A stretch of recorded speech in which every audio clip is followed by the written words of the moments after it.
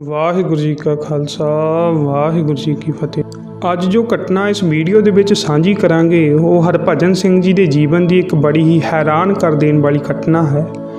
ਸੋਢੀ ਹਰਭਜਨ ਸਿੰਘ ਜੀ ਜੋ ਕਿ ਨਾਮ ਬਾਣੀ ਦੇ ਵਿੱਚ ਰੰਗੀ ਹੋਈ ਰੂਹ ਸੀ, ਇਹਨਾਂ ਦੇ ਜੀਵਨ ਵਿੱਚੋਂ ਬੜੀਆਂ ਹੀ ਰੋਚਕ ਘਟਨਾਵਾਂ ਮਿਲਦੀਆਂ ਹਨ ਤੇ ਸਾਨੂੰ ਆਪਣੇ ਜੀਵਨ ਨੂੰ ਸੁਧਾਰਨ ਵਾਸਤੇ ਵੀ ਬਹੁਤ ਕੁਝ ਮਿਲਦਾ ਹੈ।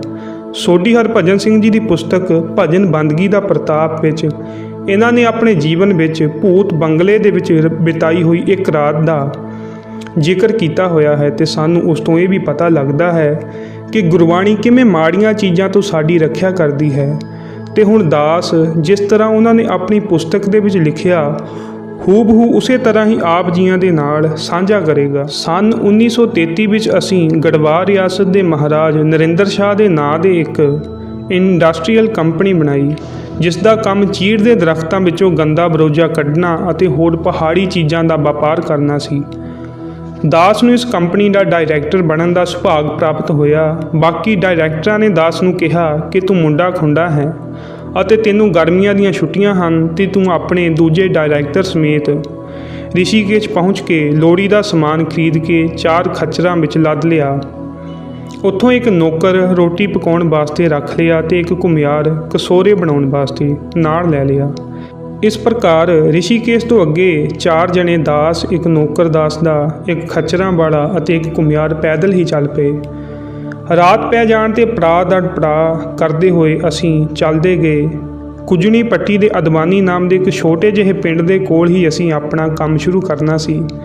ਰਿਹਾਇਸ਼ ਵਾਸਤੇ ਕਈ ਥਾਵਾਂ ਦੇਖੀਆਂ ਪਰ ਕੋਈ ਵੀ ਮਕਾਨ ਦੇਣ ਨੂੰ ਤਿਆਰ ਨਹੀਂ ਸੀ। ਆਖਰ ਇੱਕ ਦਿਨ ਜੰਗਲ ਵਿੱਚ ਫਿਰਦੇ ਫਿਰਦੇ ਇੱਕ ਬੜੇ ਸੋਹਣੇ ਜਿਹੇ ਬੰਗਲੇ ਕੋਲ ਪਹੁੰਚ ਕੇ ਉਸ ਦੇ 2 ਪਾਸੇ ਛੋਟੀਆਂ-ਛੋਟੀਆਂ ਕੋਠੜੀਆਂ, ਸਾਹਮਣੇ 2 ਵੱਡੇ ਕਮਰੇ ਅਤੇ ਅੱਗੇ ਇੱਕ ਵਰਾਂਡਾ ਸੀ। ਉੱਤੇ ਟੀਨਾਂ ਦੀ ਛੱਤ ਪਈ ਹੋਈ ਸੀ। ਵੱਡੇ ਕਮਰਿਆਂ ਵਿੱਚੋਂ ਇੱਕ ਖਾਲੀ ਸੀ ਅਤੇ ਦੂਜੇ ਪਾਸੇ ਵਿੱਚ ਲੱਕੜ ਦੀਆਂ ਅਲਮਾਰੀਆਂ ਵਿੱਚ ਪੁਰਾਣਾ ਰਿਕਾਰਡ ਜਿਹਾ ਪਿਆ ਹੋਇਆ ਸੀ। ਖਾਲੀ ਕਮਰੇ ਨੂੰ ਅਸੀਂ ਸਾਫ਼ ਕਰਕੇ ਹੇਠਾਂ ਚੀਲ ਦੇ ਪੱਤੇ ਵਿਛਾ ਦਿੱਤੇ ਤਾਂ ਕਿ ਬਿਸਤਰਾ ਕਰਕੇ ਉਸ ਉੱਤੇ ਰਾਤ ਨੂੰ ਸੌਂ ਸਕੀਏ। ਫਿਰ ਸਮਾਨ ਲੈਣ ਵਾਸਤੇ ਇੱਕ ਦੁਕਾਨਦਾਰ ਪਾਸ ਗਏ। ਸਮਾਨ ਲੈ ਕੇ ਜਦ ਅਸੀਂ ਵਾਪਸ ਚੱਲੇ ਤਾਂ ਉਸ ਦੁਕਾਨਦਾਰ ਨੇ ਪੁੱਛਿਆ, ਤੁਸੀਂ ਕਿੱਥੇ ਜਾ ਰਹੇ ਹੋ? ਦੁਕਾਨਦਾਰ ਕਹਿਣ ਲੱਗਿਆ, ਭਾਈ ਉਹ ਤਾਂ ਬਹੁਤ ਖਤਰਨਾਕ ਥਾਂ ਹੈ, ਉੱਥੇ ਨਾ ਜਾਓ। ਪਰ ਮੈਂ ਪਰਵਾਹ ਨਾ ਕੀਤੀ ਅਤੇ ਚੱਲ ਪਏ।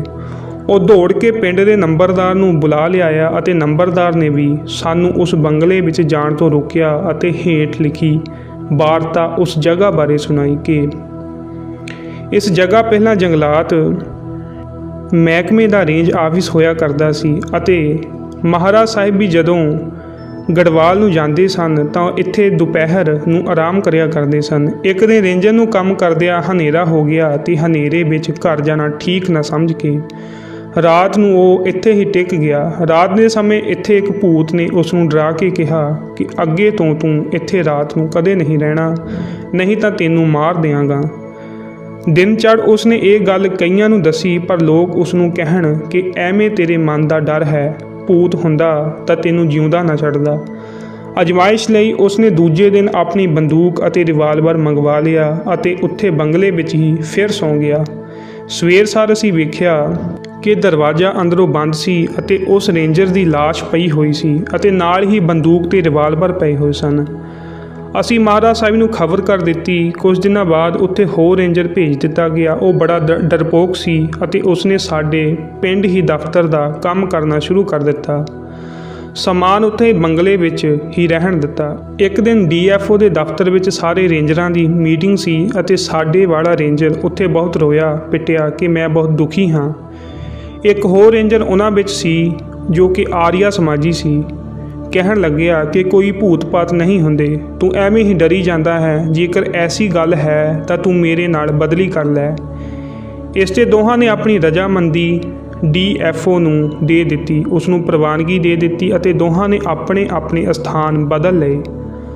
ਆਰੀਆ ਸਮਾਜੀ ਰੇਂਜਰ ਨੇ ਆਉਂਦਿਆਂ ਹੀ ਇੱਥੇ ਆਸ-ਪਾਸ ਢੰਡੋਰਾ ਫਿਰਾ ਦਿੱਤਾ ਕਿ ਇਸ ਜਗ੍ਹਾ 'ਤੇ ਜੱਗ ਅਤੇ ਹਵਨ ਹੋਵੇਗਾ ਤੇ ਉਸ ਜੱਗ 'ਤੇ ਬਹੁਤ ਲੋਕ ਇਕੱਠੇ ਹੋਏ। ਬੰਗਲੇ ਦੇ ਅੰਦਰ ਹੀ ਹਵਨ ਕੀਤਾ ਗਿਆ ਤੇ ਪਿੱਛੋਂ ਭੰਡਾਰਾ ਵੀ ਹੋਇਆ। ਫਿਰ ਉਸਨੇ ਬਰਾਂਡੇ ਵਿੱਚ ਖੜੋ ਕੇ ਲੈਕਚਰ ਦਿੱਤਾ ਕਿ ਪਹਾੜੀਓ, ਤੁਸੀਂ ਐਵੇਂ ਹੀ ਡਰੀ ਜਾਂਦੇ ਹੋ, ਕੋਈ ਭੂਤ ਪਾਤ ਨਹੀਂ ਹੁੰਦੇ। ਜੇ ਹੋਣ ਵੀ ਤਾਂ ਵੇਦ ਮੰਤਰਾਂ ਅਤੇ ਹਵਨ ਕਰਨ ਨਾਲ ਸਭ ਭੱਜ ਜਾਂਦੇ ਹਨ। ਇਸ ਦੇ ਸਬੂਤ ਲਈ ਮੈਂ ਰਾਤ ਇੱਥੇ ਹੀ ਰਹਾਂਗਾ ਅਤੇ ਤੁਸੀਂ ਦੇਖੋਗੇ ਕਿ ਮੈਨੂੰ ਕੁਝ ਨਹੀਂ ਹੋਵੇਗਾ। ਰਾਤ ਨੂੰ ਉਸੇ ਕਮਰੇ ਵਿੱਚ ਸੌਂ ਗਿਆ, ਪਰ ਦੂਜੀ ਸਵੇਰ ਜਦ ਅਸੀਂ ਉੱਥੇ ਗਏ ਤਾਂ ਕੀ ਵੇਖਿਆ ਕਿ ਰੇਂਜਰ ਅਤੇ ਉਸ ਦਾ ਘੋੜਾ ਦੋਵੇਂ ਮਰੇ ਪਏ ਸਨ।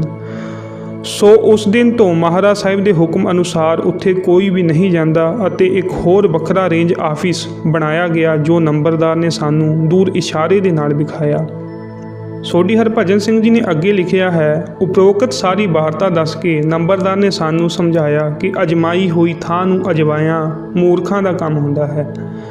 ਪਰ ਦਾਸ ਨੇ ਉਸ ਦੀ ਪਰਵਾਹ ਨਾ ਕਰਦੇ ਹੋਏ ਗੁਰਬਾਣੀ ਦਾ ਆਸਰਾ ਲੈ ਕੇ ਬੰਗਲੇ ਵੱਲ ਨੂੰ ਚੱਲ ਪਏ। ਇਸ ਨੂੰ ਵੇਖ ਕੇ ਨੰਬਰਦਾਰ ਨੇ ਕਿਹਾ ਕਿ ਤੁਸੀਂ ਮੈਨੂੰ ਲਿਖ ਕੇ ਦਿਓ ਕਿ ਇਸ ਨੇ ਮੈਨੂੰ ਗੱਲ ਸਮਝਾਈ ਹੈ ਅਤੇ ਮੈਂ ਆਪਣੀ ਮਰਜ਼ੀ ਨਾਲ ਬੰਗਲੇ ਦੇ ਵਿੱਚ ਰਹਿਣ ਲਈ ਜਾ ਰਿਹਾ ਹਾਂ ਤਾਂ ਕਿ ਮਹਾਰਾਜ ਸਾਹਿਬ ਮੇਰੇ ਨਾਲ ਨਾਰਾਜ਼ ਨਾ ਹੋਣ।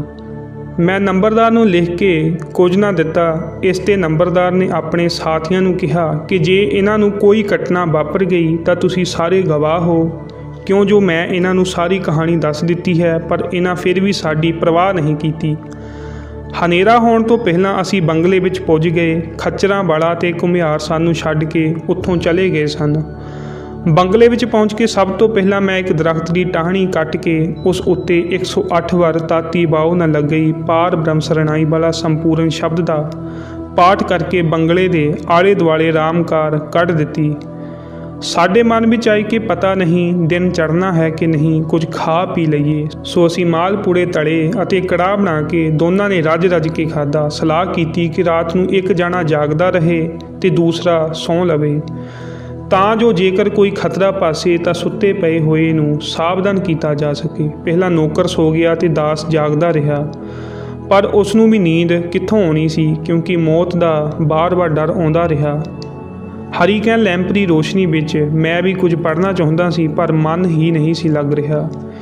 ਇਸੇ ਜਤੋਕਤੀ ਵਿੱਚ ਅਜੇ ਥੋੜ੍ਹਾ ਸਮਾਂ ਹੀ ਲੰਘਿਆ ਸੀ ਕਿ ਦੂਰ ਤੋਂ ਇੱਕ ਸ਼ੇਰ ਦੀ ਗਰਜ ਸੁਣਾਈ ਦਿੱਤੀ ਅਤੇ ਹੌਲੀ-ਹੌਲੀ ਉਹ ਆਵਾਜ਼ ਸਾਡੇ ਨੇੜੇ ਆਉਂਦੀ ਗਈ। ਦਾਸ ਨੇ ਸਮਝਿਆ ਕਿ ਸ਼ੇਰ ਆਦਮਖੋਰ ਹੈ, ਉਸ ਨੂੰ ਸਾਡੀ ਬੂ ਆ ਗਈ ਹੋਵੇਗੀ, ਤਾਂ ਹੀ ਇੱਧਰ ਨੂੰ ਵੱਧ ਰਿਹਾ ਹੈ। ਵਧੇਰੇ ਨੇੜੇ ਆ ਕੇ ਜਦ ਸ਼ੇਰ ਫੇਰ ਗੱਜਿਆ ਤਾਂ ਨੌਕਰ ਨੇ ਜ਼ੋਰ ਦੀ ਚੀਕ ਮਾਰੀ ਅਤੇ ਉਹ ਬੇਹੋਸ਼ ਹੋ ਗਿਆ। ਦਾਸ ਵੀ ਵਾਹਿਗੁਰੂ ਵਾਹਿਗੁਰੂ ਕਰਦਾ ਹੋਇਆ ਬੇਨਤੀ ਕਰ ਰਿਹਾ ਸੀ ਕਿ ਸੱਚੇ ਪਾਤਸ਼ਾਹ ਸਾਨੂੰ ਬਚਾਓ। ਅਖੀਰ ਸ਼ੇਰ ਸਾਡੇ ਕੋਲ ਪਹੁੰਚ ਗਿਆ ਅਤੇ ਬਾਹਰ ਵਗ ਰਹੇ ਚਸ਼ਮੇ ਤੋਂ ਉਸਨੇ ਪਾਣੀ ਪੀਤਾ, ਕਿਉਂਕਿ ਉਸਦੇ ਪਾਣੀ ਸਮਝਿਆ ਕਿ ਸ਼ੇਰ ਸ਼ਾਇਦ ਛੱਤ ਦੀਆਂ ਟੀਨਾਂ ਰਾਹੀਂ ਕਮਰੇ ਅੰਦਰ ਬਣਨ ਦੀ ਵਿਉਂਤ ਬਣਾ ਰਿਹਾ ਹੋਵੇਗਾ।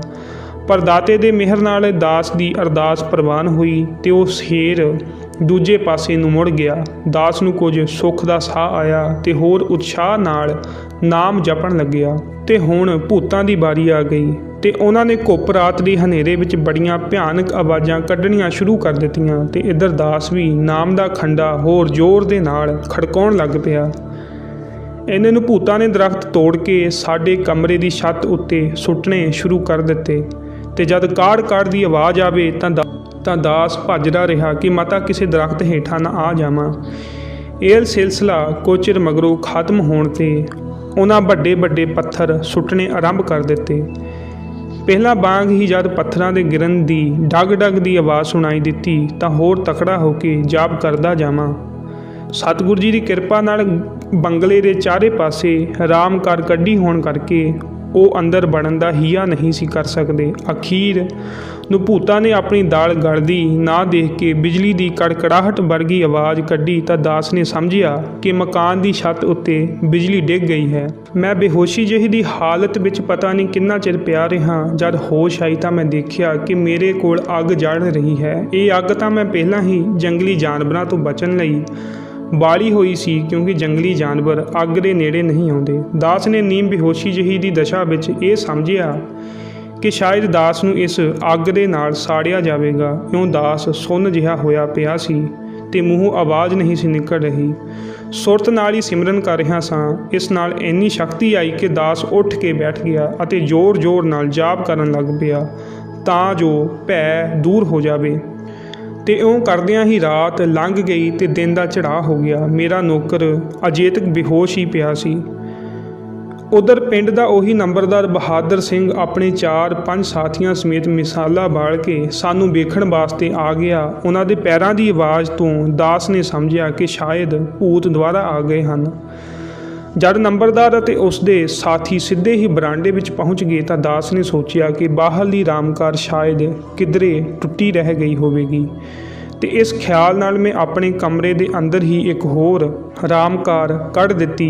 ਇੰਨੇ ਨੂੰ ਉਹਨਾਂ ਨੇ ਦਰਵਾਜ਼ਾ ਖੜਕਾਇਆ ਤੇ ਮੈਂ ਦਰਵਾਜ਼ਾ ਖੋਲ੍ਹਣ ਨੂੰ ਤਿਆਰ ਨਹੀਂ ਸੀ, ਕਿਉਂਕਿ ਮੈਂ ਸੁਣਿਆ ਹੋਇਆ ਸੀ ਕਿ ਭੂਤ ਸਾਹ ਨਾਲ ਸਾਹ ਮਿਲਾ ਕੇ ਬੰਦੇ ਦੀ ਜਾਨ ਕੱਢ ਲੈਂਦੇ ਹਨ। ਤੇ ਜਦ ਉਹਨਾਂ ਨੇ ਦੁਬਾਰਾ ਦਰਵਾਜ਼ਾ ਖੜਕਾਇਆ ਤਾਂ ਦਾਸ ਨੇ ਹੋਰ ਕੁਝ ਕਹਿਣ ਦੀ ਬਜਾਏ ਜ਼ੋਰ ਨਾਲ ਵਾਹਿਗੁਰੂ ਕਿਹਾ, ਜਿਸ ਨੂੰ ਸੁਣ ਕੇ ਬਾਹਰ ਤੋਂ ਹੀ ਨੰਬਰਦਾਰ ਬੋਲਿਆ, ਜੀਤਾ ਹੈ, ਜੀਤਾ ਹੈ।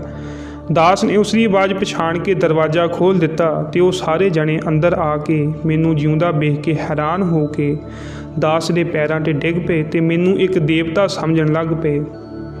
ਦਾਸ ਨੇ ਉਹਨਾਂ ਨੂੰ ਦੱਸਿਆ ਕਿ ਇਹ ਮੇਰਾ ਨੌਕਰ ਰਾਤ ਦਾ ਹੀ ਬੇਹੋਸ਼ ਪਿਆ ਹੈ, ਇਸ ਵਿਚਾਰੇ ਦਾ ਕੋਈ ਪ੍ਰਬੰਧ ਕਰੋ।